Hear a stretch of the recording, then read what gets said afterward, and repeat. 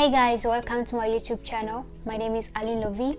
If this is your first time to my channel, you know what to do. Subscribe, like and share. And if you're already part of this family, I just want to say thank you for sticking around and for always supporting me. So on this channel, we vlog, we have fun, and we talk about everything concerning diversity visa. So if you are interested in this content, please subscribe. And yeah, so in today's video I'm gonna answer your questions. So many people have been asking me about the documents that we brought on our interview date. So today we are gonna go through them, all of them step by steps, and I'm gonna explain to you the document, everything concerning the document you need to bring at your interview appointment. So stay tuned and I'll be back after the intro.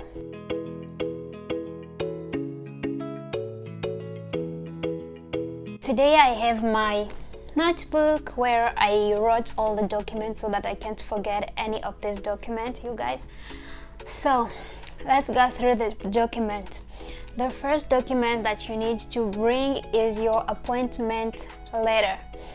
So this is the letter that the KCC will send you.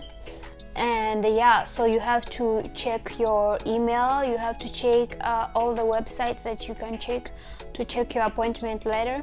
Once you have that appointment letter, you have to print it out so that on your interview date you're gonna go with it. There will be your interview date, the time, and the day that you are going to go there. When you reach at the gate of the embassy, the security guard will ask you to bring out the letter and show to them, so they will let you in. Yeah, the first thing is your interview letter. The second thing you need to bring at your interview is your confirmation page. So the confirmation page is that they will ask you, your embassy will ask you to get registered online, that you will be coming, to confirm to them that you will be coming on your interview. So you have to go online, you have to input your informations and where your passport will be sent.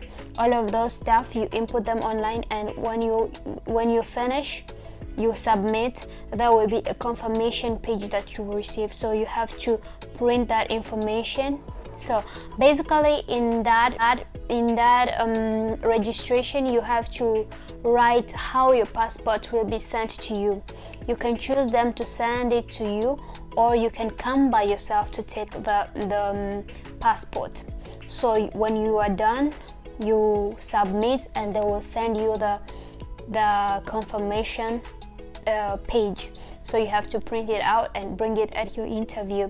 So the first document is the appointment letter, and the second document is the confirmation page, as I just explained to you. Another document that you need to bring, that the most important one, is your passport. So your passport should be 6 months valid, 6 months from the day that you have your interview. So you have to count from that day 6 months ahead. So yeah, you have to bring that passport. And if you are a family, maybe you can have babies in your family, you have to bring also the passport for that baby. The baby should have a passport so that you can put the visa inside. So if you don't bring your passport, I don't think they will give you a visa, because they will have nowhere to put that visa. So remember to bring your passport and 6 months valid. The fourth document is your birth certificate. Your birth certificate. Everyone in your house should have the birth certificate. Whether it's a baby, whether it's grown-ups, they should have their birth certificate. And in case of adoption, for example, if you are adopted, yeah, you can go to court. The court should provide you a document that proves that you have been adopted, and this document is called adoption decree. So you bring that document if you are adopted, and if you're not adopted, you bring your birth certificate. The fifth document is marriage certificate, or your divorce, or the document that proves that you have been divorced. So marriage certificate, on your marriage certificate it should be written the day that you are married and signed by the law. Something that you should put in mind that is that your marriage certificate, it should be the marriage certificate provided by the court. Okay, so it shouldn't be the marriage that you have done at church. Yeah, okay, it's okay to be married at church, but they don't need that. They need the one that you have done officially, like at the court. The judge signs. I don't know if it's called the judge or what. Yeah, so he has to sign it on your documents. That's the one that you're going to bring. Marriage certificate should come from the legal authorities of your country. Yeah, so such as the mayor, everyone who has the power of uniting people. So it has to come from the mayor. I think it's called a court marriage. Yeah, so I think you get that.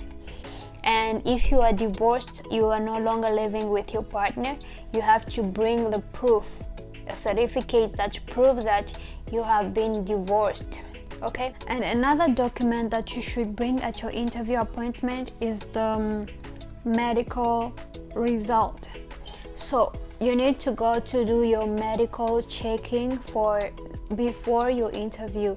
Once you receive your notification, your interview notification, you need to take that interview notification, you schedule your appointment for the medical checkup by yourself, and after that you go see the doctor. Before you see the doctor, they will give you you need to bring some vaccinations record. If you have been vaccinated, you have to bring those. But if you don't have that, they will check and see if you have it. But if you don't have, they will vaccinate you. And yeah, those medical, they will do different checkups, so don't be afraid about those checkups. In another video I'll explain in details about what they will check, so don't be afraid about that. There are simple things that they will check on you, so you don't need to be afraid about that. And once the results are out, you don't have to open the envelope. Take the envelope as it is sealed. You have to take it at your interview. The day that you reach your interview, that's when you're going to open. Okay, so that was about the medical checkup. Number 6, we have the photograph. Yeah, you have to bring a photograph that should be 6 months, within 6 months. If you take for example, some people will bring the photos that they applied with the lottery with. That's not valid because it's more than 6 months, and they will try to look if you still look the same. So you have to bring a passport photo that you've taken within 6 months. And that photo should be 5 times 5 centimeters.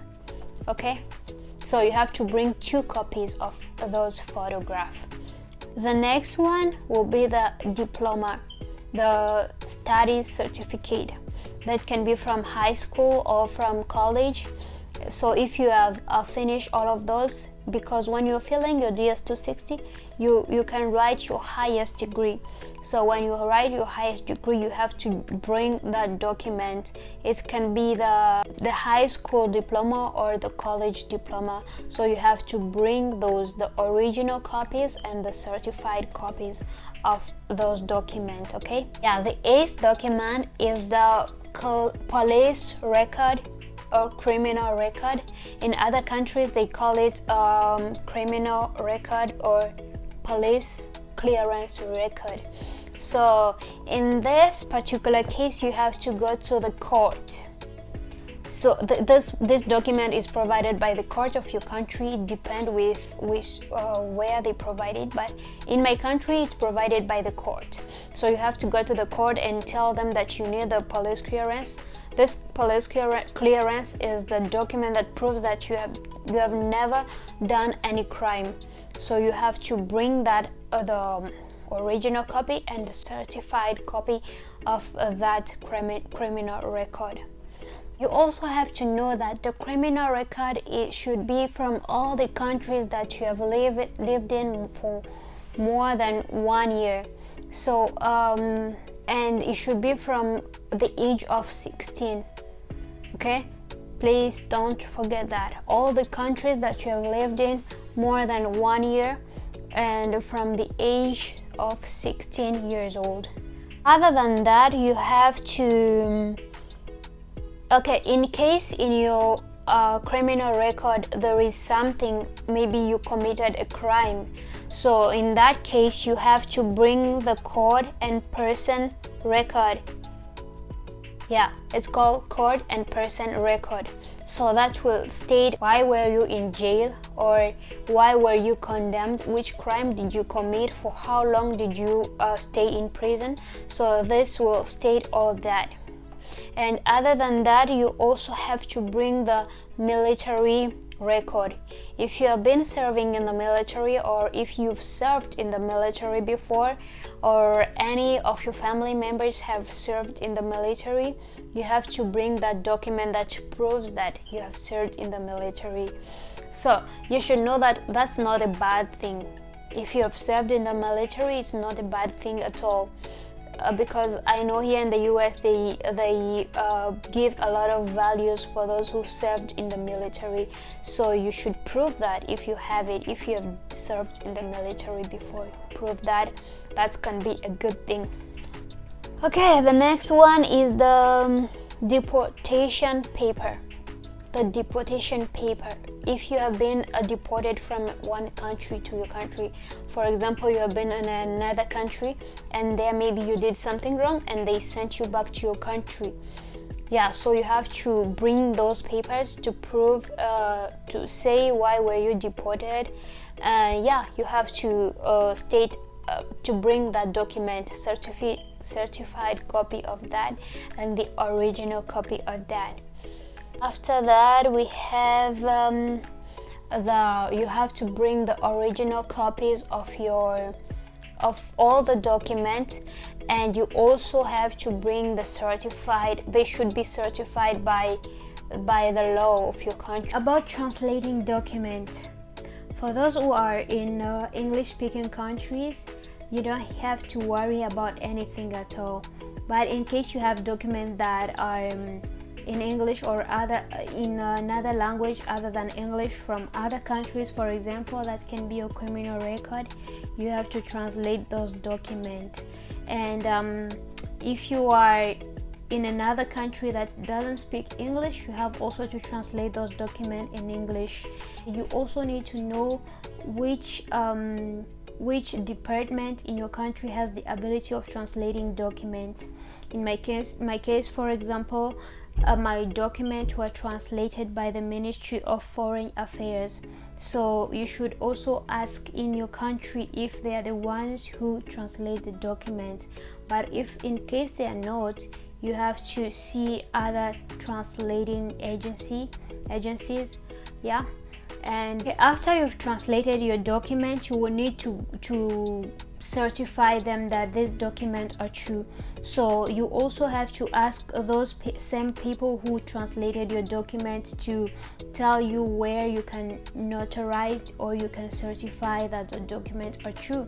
So that can be through the notary or anyone who is legally approved to notarize your document. So you have to remember that and put that in mind. Okay. And other than that, you have to bring the interview fee, the money you have to pay before you get interviewed. The money will depend with the embassy, but for what I know, when I was in China, we paid $330 per person. So that depends. So you have to go through the requirements of the embassy where you're going to do your interview and try to look how much money do they ask about the interview. Yeah, so I think that's the most important document you need to bring at your interview, translated and the original. So all of those documents should be you should photocopy them. Bring the copies of those documents and the original aside. Yeah, so I think those are the documents you will need. And beside that, Some embassies will ask you some extra document, and that will depend from one embassy to another. Some might ask you and some might not ask you, and these documents are the CV, yeah, your resume. You should write all your experience, it's just the way you write your resume as usual. Just bring that copy of the resume. Other than that, I will ask you the I-134. I-134. They will ask you that document. They will ask you more questions about your host. They will ask you to give their address, their name, their income, how much money they are gonna be supporting you, and for how long they're gonna host you. So they have to state that in that document. And they will also ask them their tax return. So the tax return is the document that the government gives everyone in the US, everyone who pays the tax every year. They will ask that document to they will ask your host to give that document to you. And other than that, you can also add other documents such as photos of your wedding, just to support your just to prove that your wedding is not fake. Yeah, you can bring your photos, you can bring the papers of your housing, where you're renting or where you're living. And other than that, you can also bring the papers that prove that you have investment together or savings together, a bank account for you both if you are married. Okay, yeah, so that would be it for today's video. I hope you enjoyed. Yeah, so I'm gonna go through all the documents again in case I missed all those documents. So the first document is the appointment letter from the KCC, the confirmation page after you've registered that you're gonna come, how the passport is gonna come to you, that confirmation page. Your passport should be valid for more than 6 months from the date of your interview. The birth certificate. Each member of your family should bring a birth certificate. And if you are adopted, you bring the adoption decree. Other than that, we have marriage certificate or divorce. If you are divorced, you bring a paper that proves that. Medical result. We have the photograph, 2 copies of the photograph. We have it should be 5 times 5 centimeters. We also have the diploma. The diploma that can be high school or college studies that you have accomplished, your highest degree. You bring the diploma. We have the police clearance. We have the court and person record, the military record, deportation record, deportation paper, and the original. You have to bring all the original documents, and they should be translated if your country does not speak English. And all of those documents should go through the notary. The notary should certify those copies that these documents are true. And and above all that, you have to bring your interview fee. That will depend with your embassy. Try to go through the requirements of your embassy and you will know what they're asking for. Yeah, so that's it. I think we are at the end of this video. I hope you enjoyed the video. And I'll see you in the next video where we'll be talking about the host, how to get the host. Yeah, so stay tuned and happy weekend to you all. Bye bye.